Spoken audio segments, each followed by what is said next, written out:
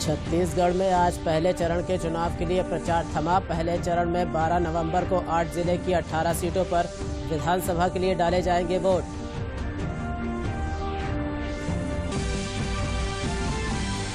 गृह मंत्री राजनाथ सिंह ने प्रयागराज में पश्चिम बंगाल के राज्यपाल पंडित केशरीनाथ त्रिपाठी के 85वीं वर्षगांठ के मौके पर उनकी दीर्घायु होने की कामना। कहा, राम मंदिर बनने पर सभी को होगी खुशी।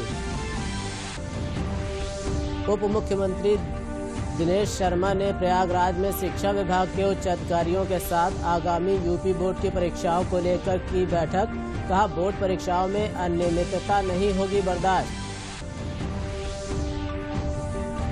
प्रयागराज में बूथ कार्यकर्ता सम्मेलन में उप मुख्यमंत्री केशव प्रसाद मौर्य ने बूथ कार्यकर्ताओं को किया सम्मानित। कहा, बूथ कार्यकर्ताओं का सम्मान है सर्वोपरि। नमस्कार, आइए देखते हैं मेरे साथ इन समाचारों को विस्तार से। छत्तीसगढ़ विधानसभा चुनाव के पहले चरण के लिए कल चुनाव प्रचार समाप्त हो गया। खत्म हुए इस चुनाव प्रचार के बाद विधानसभा चुनाव के तहत विधानसभा क्षेत्रों में नवंबर को मतदान होगा, जबकि बाकी 72 सीटों पर 20 नवंबर को वोटिंग होगी। राज्य में मतगणना 12 दिसंबर को होगी। भाजपा अध्यक्ष अमित शाह ने कल छत्तीसगढ़ के रायगढ़ में विधानसभा चुनाव का संकल्प पत्र जारी किया। पार्टी का संकल्प पत्र जारी करते हुए भाजपा अध्यक्ष अमित शाह ने कहा कि छत्तीसगढ़ के चुनाव के लिए बाकी पार्टियों के लिए चुनाव हो सकता है, लेकिन बीजेपी के लिए ये नए छत्तीसगढ़ के निर्माण का घोषणा पत्र है। मुख्यमंत्री रमन सिंह की तारीफ करते हुए उन्होंने कहा कि वर्तमान सरकार ने नक्सलवाद पर नकल कसने का काम किया है। अमित शाह ने कहा कि पिछले 15 सालों के कामों से छत्तीसगढ़ बीमारू राज्य की श्रेणी से बाहर निकला है। कांग्रेस पर निशाना साधते हुए अमित शाह ने कहा कि जिस पार्टी को नक्सलवाद ने क्रांति छत्तीसगढ़ का भला नहीं कर सकती। गृह मंत्री राजनाथ सिंह ने प्रयागराज जनपद में एक मीडिया के कार्यक्रम के बाद करते हुए कहा कि राम मंदिर अगर बनेगा तो सभी को खुशी होगी। राम मंदिर बनेगा तो मैं समझता हूँ सभी को खुशी होगी।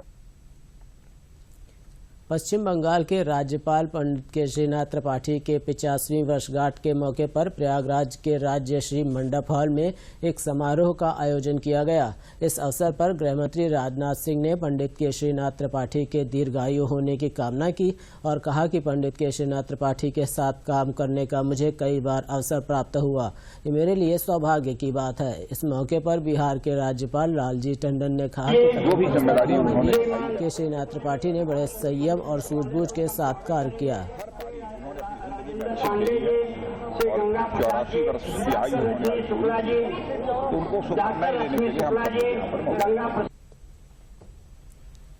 उप मुख्यमंत्री दिनेश शर्मा ने प्रयागराज में शिक्षा विभाग के उच्च अधिकारियों के साथ आगामी यूपी बोर्ड की बैठक को लेकर श्री शर्मा ने अधिकारियों को इस बार के हाई स्कूल और इंटरमीडिएट की परीक्षाओं को तय समय सीमा के साथ नकल विहीन परीक्षा कराने को लेकर अधिकारियों को निर्देशित किया। उन्होंने आगामी परीक्षाओं में किसी भी तरह की कोई अनियमितता या फिर केंद्र निर्धारण में कोई गड़बड़ी न हो, इसको लेकर भी अधिकारियों को निर्देशित किया।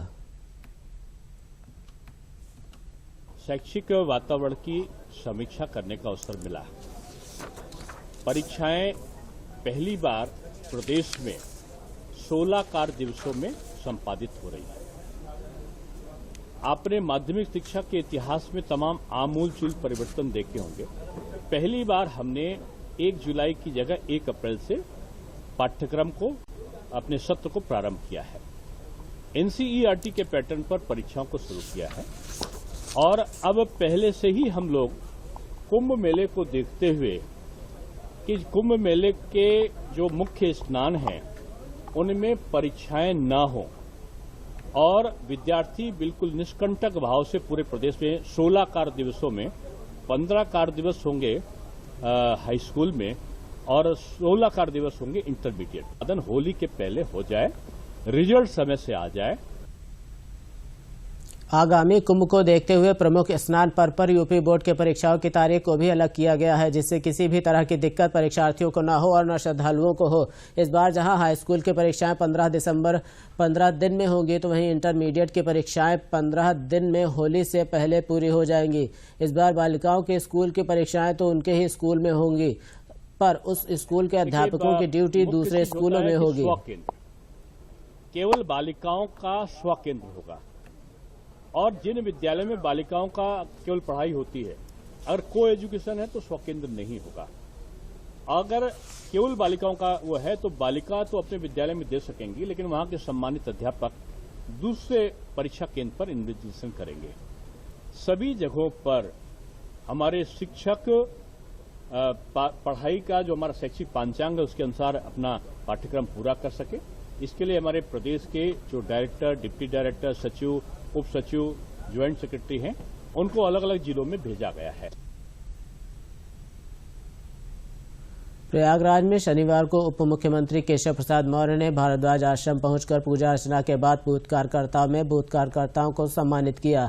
इस अवसर पर उन्होंने कहा कि बूथ कार्यकर्ता ही पार्टी की रीढ़ होता है और इसका सम्मान सबसे आगे है। उन्होंने विपक्षी पार्टियों पर वार करते हुए सपा, बसपा और कांग्रेस पार्टियां कार्यकर्ताओं का शोषण करती हैं और भाजपा ही एक ऐसी पार्टी है जो कार्यकर्ताओं का सम्मान करती है।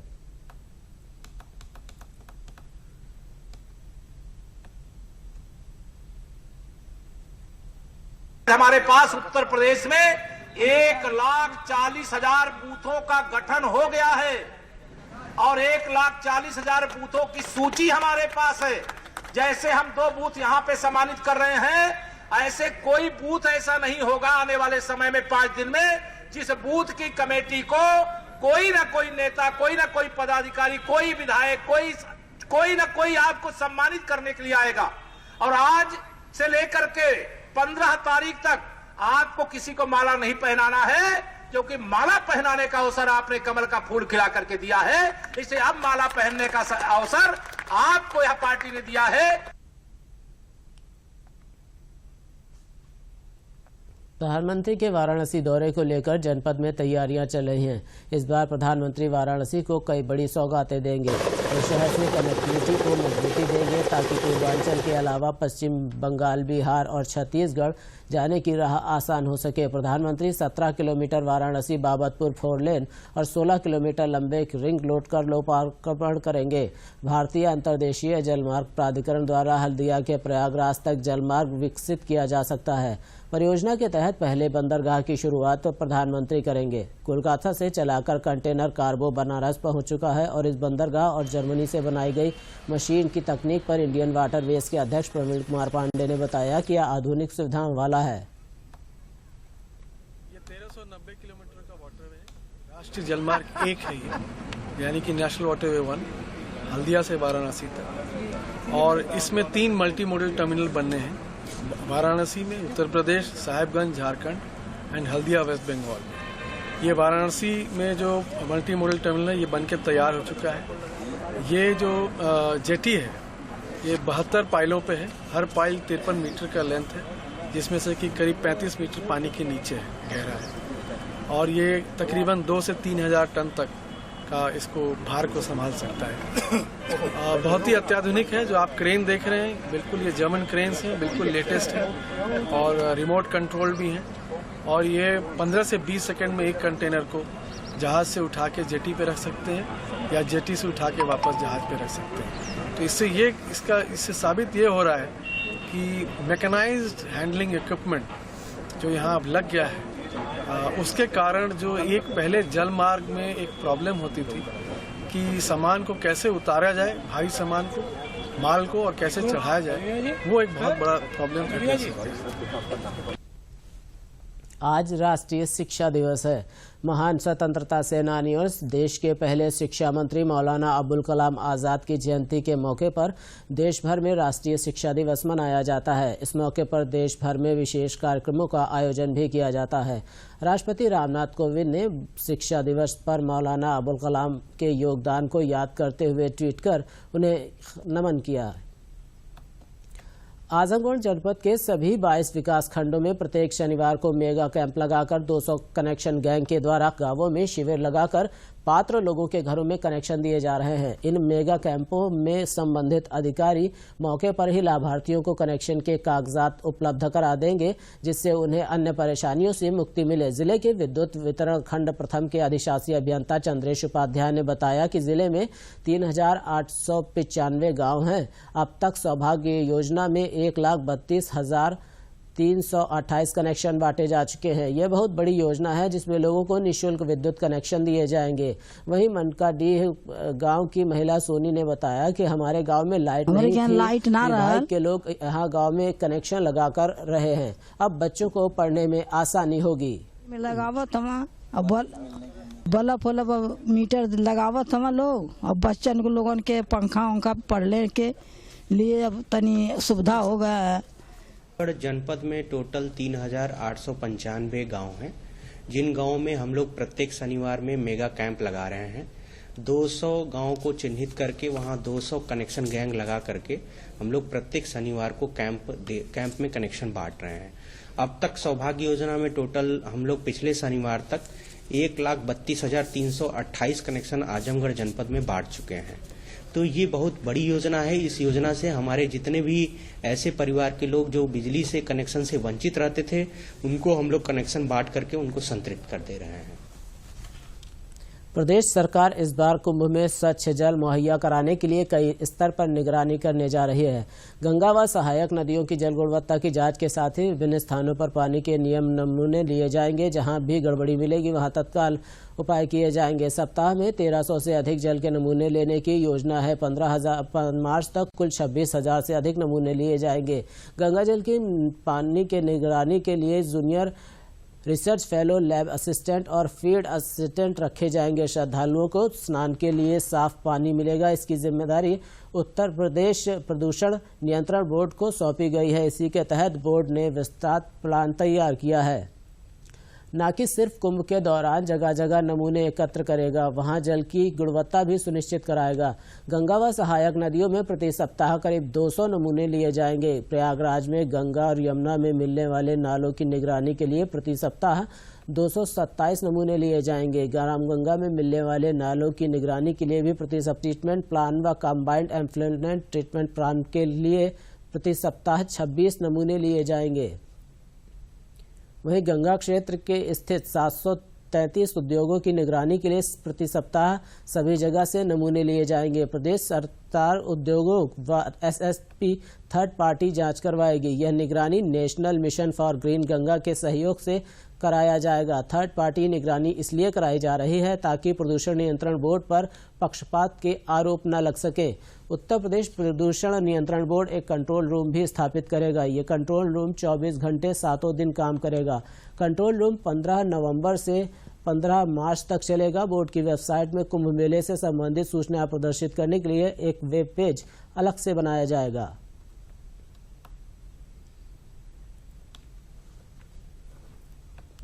हरदोई में जिलाधिकारी पुलकित खले ने लोनी चीनी मिल के पेराई सत्र का उद्घाटन करते हुए कहा कि इस बार समय से पेराई सत्र का शुभारंभ हो गया है। गन्ना किसान अपना गन्ना मिल में डालें और उन्हें किसी भी प्रकार की कोई परेशानी नहीं होने दी जाएगी। गन्ना बेचने में अगर किसी भी प्रकार की कोई परेशानी किसान को होती है तो इस संबंध में जानकारी दे सकते हैं। मिल के जीएम पंकज सिंह ने बताया कि मुहूर्त पूजन के साथ ही गन्ना खरीदारी की शुरुआत कर दी गई है। इस बार 140 लाख कुंतल गन्ना क्रय करने का लक्ष्य है। उन्होंने बताया सभी किसानों का समय से पैसे का भुगतान भी किया जाएगा। वहीं जिला गन्ना अधिकारी ने बताया कि गन्ना किसानों को किसी भी तरह की कोई असुविधा नहीं होने दी जाएगी और उनको समय से पर्चियां उपलब्ध कराई जाएंगी, जिससे वे अपना गन्ना समय से मिल में पहुंचा सकें और अपना भुगतान प्राप्त कर सकें।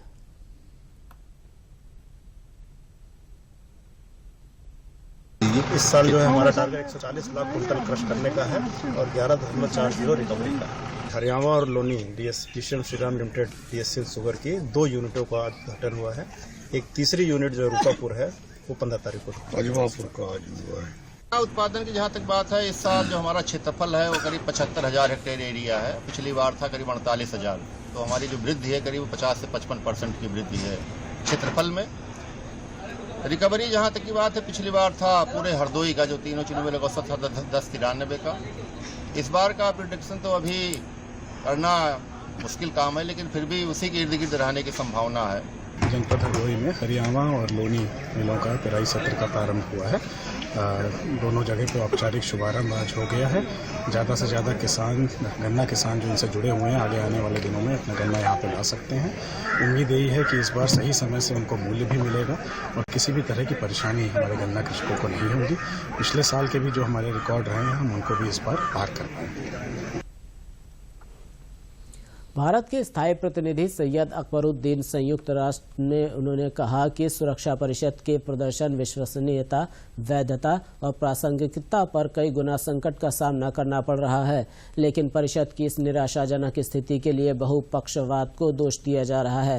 उन्होंने ये बात सुरक्षा परिषद के बहुपक्षवाद को मजबूत करने और संयुक्त राष्ट्र की भूमिका पर हो रहे ओपन डिबेट में कही। साथ ही उन्होंने कहा कि अब समय आ गया है कि नवीनीकरण, पुनर्जीवन और सुधार के जरिए बहुपक्षवाद को परिषद की एक व्यवस्था बनाए, वरना विश्व शांति के लिए आगे बढ़ने के बजाय विश्व टुकड़ों में विभाजित हो जाएगा।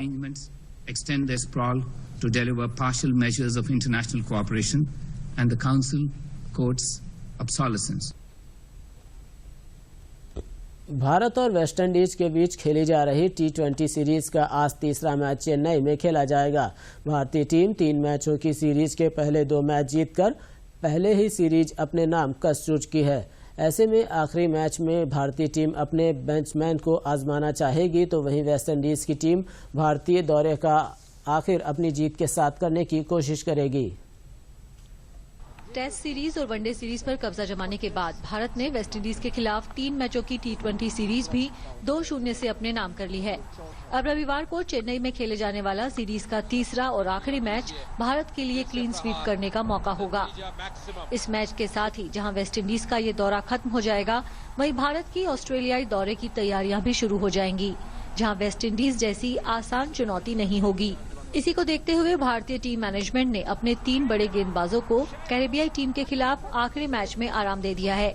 तेज गेंदबाज उमेश यादव, चाइनामैन कुलदीप यादव और जसप्रीत बुमराह चेन्नई T20 में नहीं खेलेंगे। ऑस्ट्रेलिया का दौरा 21 नवंबर से शुरू होगा और ये फैसला उसी दौरे को देखते हुए लिया गया है कि खिलाड़ियों के पास आराम के लिए भरपूर समय हो। इस मैच के लिए सिद्धार्थ कौल को बुलाया गया है। बल्लेबाजी में रोहित शर्मा की शानदार फॉर्म जारी है। उन्होंने दूसरे T20 मैच में अपना चौथा T20 शतक जड़ा था और तीसरे मैच में भी वे एक धमाकेदार पारी खेलना चाहेंगे। कैरेबियाई टीम को दूसरे मैच में 71 रन से करारी शिकस्त मिली थी और वे कभी भी मुकाबले में नजर नहीं आए। खास तौर से उनके बल्लेबाज संघर्षरत दिखे। टीम में आत्मविश्वास की कमी नजर आ रही है। तीसरे मैच में वे अपने खेल का स्तर उठाना चाहेंगे और उनकी कोशिश रहेगी कि वे दौरे का अंत जीत के साथ करें। भारत के लिए T20 सीरीज अब तक काफी आसान रही है। ऐसे में भारत को ही तीसरे मैच में भी जीत का दावेदार माना जा रहा है। ऐसे में देखना होगा कि जाते जाते वेस्टइंडीज की टीम कुछ कमाल कर पाती है या फिर एक बार फिर भारतीय टीम बाजी मारकर सीरीज को 3-0 से अपने नाम कर लेती है। वेस्टइंडीज में खेले जा रहे ICC महिला विश्व T20 के अपने दूसरे मुकाबले में आज भारत का सामना पाकिस्तान अपने चिर प्रतिद्वंदी से होगा। भारत ने जहां न्यूजीलैंड को हराकर धमाकेदार अंदाज में अपने अभियान की शुरुआत की है, वहीं पाकिस्तान की टीम को अपने पहले मैच में ऑस्ट्रेलिया से हार का मुंह देखना पड़ा।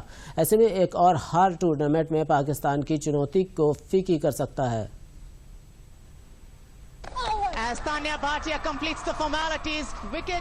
न्यूजीलैंड को धोने के बाद अब पाकिस्तान पर और भी ज्यादा तीखे रूप के साथ सामने आ सकती है। भारत की महिला टीम में युवा और अनुभवी खिलाड़ी, लेकिन पहले मुकाबले में ओपनिंग ऑर्डर के फेल होने से कुछ चिंता जरूर बढ़ गई है। जहां दयालन, हेमलता और पूनम यादव की गुगली ने विरोधी खेमे की नींद उड़ा दी। वैसे आंकड़े की बात करें तो भारत और पाकिस्तान के बीच अब तक 10 मुकाबले खेले गए हैं, जिसमें 8 भारत ने जबकि 2 पाकिस्तान ने जीते हैं। पाकिस्तान की टीम पर गौर करें तो टीम को अपने पहले ही मैच में ऑस्ट्रेलिया के हाथों करारी हार मिली है। ऐसे में एक और हार टीम का बेड़ा गर्क कर सकती है। टीम के पास उमैमा सोहेल के रूप में तेज तर्रार खिलाड़ी है, लेकिन दिक्कत यही है कि ये टीम प्रदर्शन में निरंतरता की कमी से जूझ रही है। गेंदबाजी में टीम मुख्य रूप से स्पिनिंग जोड़ी नुसरत संधू और आलिया रियाज पर निर्भर है। इन दोनों टीमों के खिलाड़ियों के लिए चुनौती के रूप में सामने होगा। भारतीय महिला टीम की कप्तान हरप्रीत कौर ने विश्व टी20 के पहले ही मैच में टूर्नामेंट के खिलाफ शानदार शतक लगाया। उन्होंने अपनी पारी में 8 छक्के जड़े। हरप्रीत सिंह ने 51 गेंदों पर 153 रन बनाए। टी20 में शतक जड़ने वाली वे भारतीय महिला है। उनकी इस शानदार पारी के बाद हर कोई उनका मुरीद हो गया। 38 गेंद और इंग्लैंड की टैमी बोमॉन्ट के 47 गेंद के बाद तीसरा सबसे तेज शतक जड़ दिया। इससे पहले पूनम राउत और टी कामनी ने 130 रनों की भागीदारी की थी। भारतीय पहलवान बजरंग पुनिया ने विश्व का नंबर 1 पहलवान बनने का फक्र प्राप्त कर लिया है। ताज़ा विश्व रैंकिंग में बजरंग पुनिया ने 65 किलोग्राम फ्री स्टाइल भार वर्ग में नवंबर 1 रैंकिंग हिस्सा ली है। वर्ल्ड रैंकिंग में भारत की 5 महिला पहलवान भी टॉप 10 में जगह बनाने में कामयाब रहीं। स्टार पहलवान बजरंग पूनिया ने दुनिया का नंबर 1 पहलवान बनकर भारत को गर्व करने का एक और मौका दे दिया है।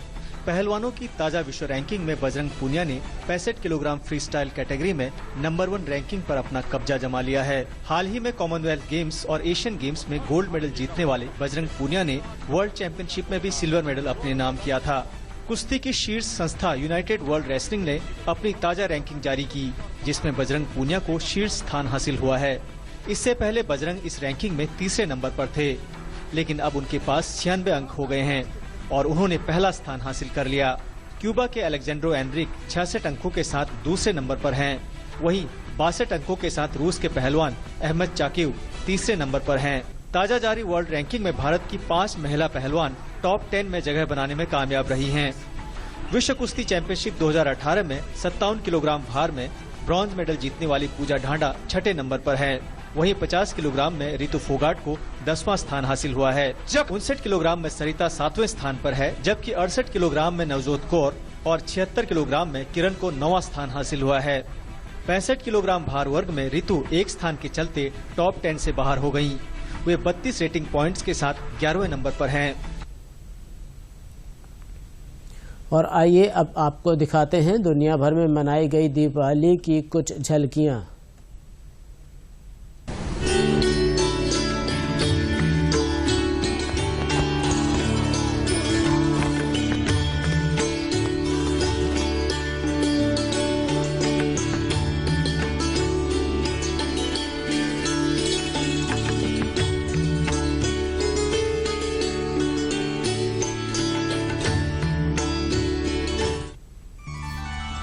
तमसो मा ज्योतिर्गमय यानी अंधकार से प्रकाश की ओर। रात के अभेद्य अंधकार को चीरते ये छोटे छोटे दीपक, ये महज दीपों का प्रज्वलन नहीं, बल्कि ये ज्ञान यानी प्रकाश का अज्ञानता यानी अंधेरे पर विजय का प्रतीक है।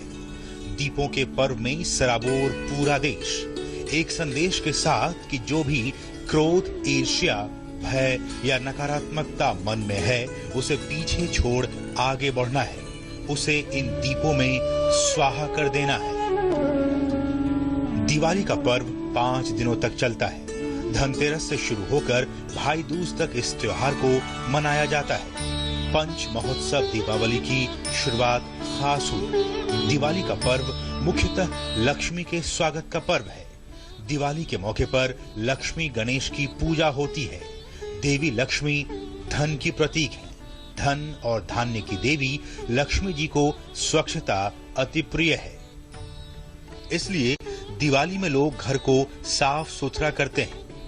दीपावली के दिन भगवान श्री राम की लंका विजय के बाद अयोध्या लौटने पर शहर को दीपों से सजाया गया था।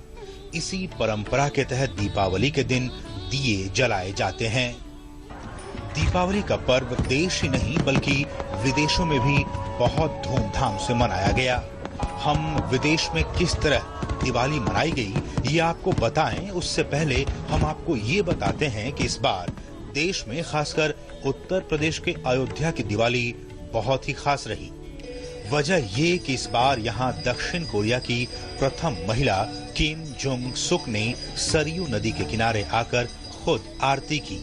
आरती के दौरान पूरे सरयू तट को दिए से सजाया गया। कुमारी सूरी रत्न 48 ईस्वी में कोरिया गई थी। वहां पर उन्होंने एक स्थानीय राजा से शादी की और कराक राजवंश की स्थापना की। इसका उल्लेख चीनी भाषा की कुछ प्राचीन पुस्तकों में भी मिलता है। दावा किया जाता है कि अयोध्या के राजा को स्वप्न में ईश्वर ने आदेश दिया कि वो अपनी 16 वर्षीय राजकुमारी को दक्षिण कोरिया के शहर गिमहेई भेजें ताकि उनकी शादी वहां के राजा किम सूरो से हो। आज यहाँ भारत में दिवाली के पूर्व पवन को आप लोगों के साथ मनाते हुए मुझे बहुत खुशी महसूस हो रही है। भगवान राम की जन्मस्थली अयोध्या ने सरयू नदी के तट पर 3 लाख से ज्यादा दिए जलाकर Guinness book of world record में भी अपना नाम दर्ज कराया।